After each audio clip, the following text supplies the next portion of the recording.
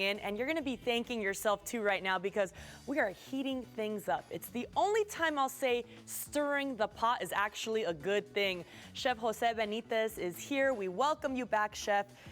This is a dish that many of us may have grown up eating, but did you ever know how to cook it? Caldo de res, beef stew. I actually never paid attention to making it. My mom would always do it. Why would I need to learn? I feel exactly the same, and now I find myself as an adult like, wait a minute, I miss those flavors. Exactly. How do we make it? So you're gonna help us learn, and it's actually quite easy. It's actually very simple, but it's just very time consuming. So the only thing that you really want to focus on is getting the prime ingredients. Okay. And then they're just gonna shine on their own. You really don't need to do anything. So what are those ingredients? So we have a lot of good stuff beef here. shank. Okay. So nice beef shank. The only thing you got to do is just make sure you wash the impurities off of it. Okay. Just keep running under the cold water to get all the blood off of it and all that good stuff, and it'll give you a nice clean broth. So when you go to the store, you ask for a beef shank. Yes, ma'am. Okay. Okay. And then the more bone, the better, because it'll give more flavor to the broth. Yes, okay, so you have some hot water here for us. Oh, you got. Thank you. You got my back there. You want me to put the beef shank in? Yes, ma'am. So basically, what you do is you just start off with a little bit of boiling water. Okay. You're gonna put in the shank in there. Okay. A little bit of salt. All right, like a pinch or a little. A good amount. Tell me when.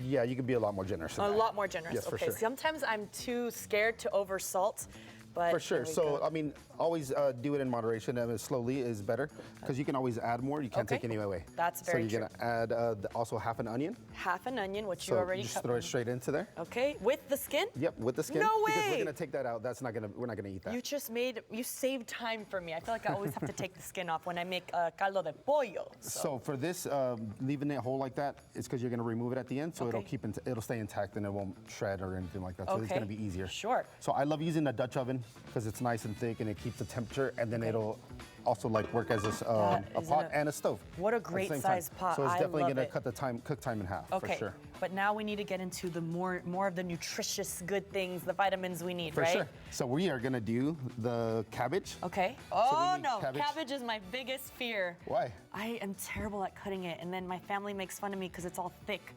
Well, I mean, they're coming to your house to eat for free, so they can't be that mad. I want to see you go first. They can't be that mad. So I left it whole like this, okay. but my mom would always just cut it in fourths, okay. and then you could just do it like that, Man, whatever you like. Oh, so you're not slicing it No, like not you at all. do on top of pozole. No, you can if you want to do it like that. But, yeah, I'd rather watch you do that. So like you can easily just do it in quarters, because remember, like I said, you're gonna cook it into the soup, so you want to have nice thick pieces, so it doesn't get all soggy and like mashed potato style.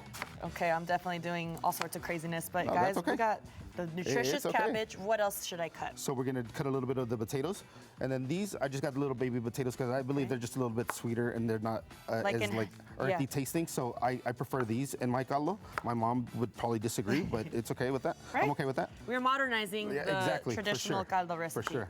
Just in half? Yeah, just in half. Okay. And then the thing is, you want to make sure that everything's more or less roughly the same size, so that way they cook at the same time. Okay. That's a good point right there. And then you put all this in together at once, or do you put something in later? It's gonna go in all together at once. Okay. So basically, this is gonna be another. This is a way of seasoning the broth. Okay. With the vegetables that you're actually gonna enjoy and eat. Okay, and I'm also getting the carrots in there. I can't think of a caldo without carrots. That's like such a childhood memory there.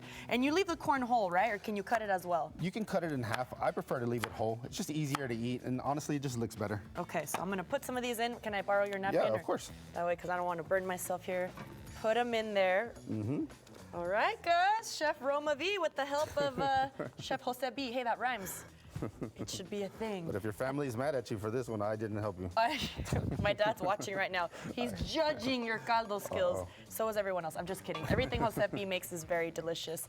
And you're really excited right now. Aside from cooking, you cook for the Spurs, you have your food trucks, you do private, chef catering events, but you're gonna be mentoring a young boy for the rodeo cook-off? Yes, for Tell the me junior about cook-off. His name is Jordan. Okay. Really, Jordan Rangel, actually. I told him I would say hi for him. Oh, hi, Jordan. And he's really, really excited. And the way he talks about food is honestly just inspiring, because to see a young kid that nowadays is not playing video games and actually wanting to learn how to do things is actually really, really cool. So I'm excited for that. Well, so we're going to win the junior cook-off, for sure. The junior cook-off, what? Okay, I'm rooting for you guys. It's on the 27th. Saturday the 27th, coming up actually in 2 weeks. And it's, I actually don't know the location, but it's a junior cook-off. but it's going to be a lot of fun. Well, go Jordan, go Chef Jose B. Thank you so much for being with Of us. course. How can Thanks people so reach much. out to you? So through my Instagram, Chef Jose B is probably the best way to do it, or my phone number, and it should be on the screen. Okay, and for the caldo, you just cook it for how long? So about 2 to 3 hours, depending on just the meat. It just needs to get soft and tender to your liking. There you go, y'all. And then look, your caldito will be ready. Paul, how's this looking over here? The chef, Okay. if there's something that you don't want to put in there. Is there something you don't want to put in Yeah. the Whatever caldo? you don't like. There's no rules to cooking. There's no Honestly, rules. It's Paul, whatever you like. The pot is your oyster, not the pot world. The is pot. your oyster. There you go. All There you right. go. No, I tell you, it looks fantastic.